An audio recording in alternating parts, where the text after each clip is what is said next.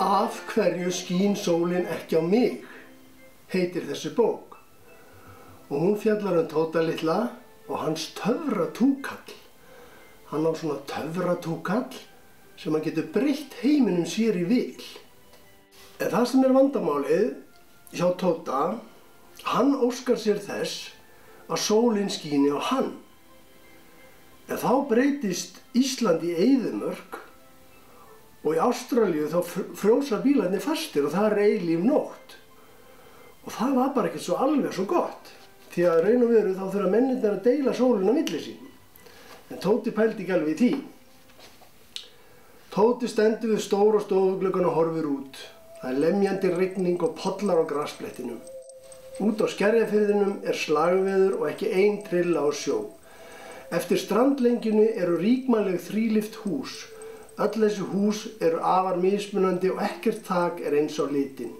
Það er eins og húsin skæli sig undan rigningunni. Á rúðunni eru stóri regndropar sem þjóta niður og líkjast tárum á hraðferð. Tóta leiðist. Nú hefur rignt nánast stanslaust í 3 vikur. Ástandið er svo slæmt að Tíkó er komin í þunglindi og felur sig langt inn í hundakófanum. Ef sólin fer ekki bráðum að birtast, þá verður þetta heimsins leiðilegasta sumar, hugsar Tóti. Hann stingur hendinu ofan í vasann og dregur upp túkallinn góða. Hann strýkur röndina í vonum að hann hitni. Hann verður að hitna til að galdurinn virki. Hann klemmir lófanum túkallinn en hann hitnar ekki. Þá lokar hann augunum og klemmir fast túkallinn.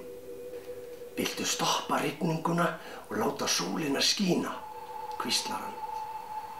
Það er eins og túkallinn hitni á milli fingra hans.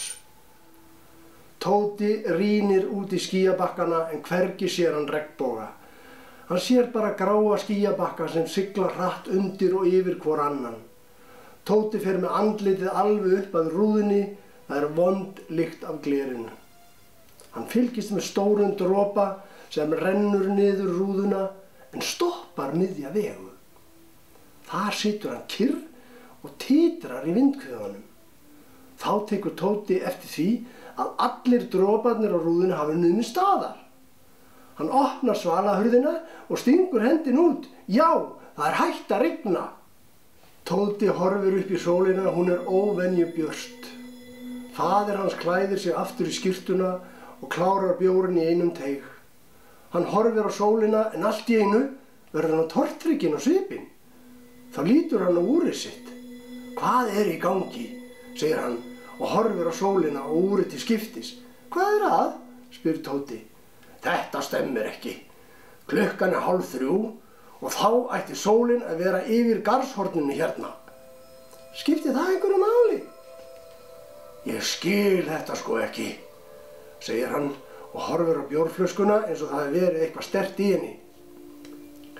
Pabbi Georg sprettur skyndilega á fætur og hraðar sér upp tröppurnar, upp á svalir og inn í húsið. Hann kveikir á sjónvarpinu inn í stofunni.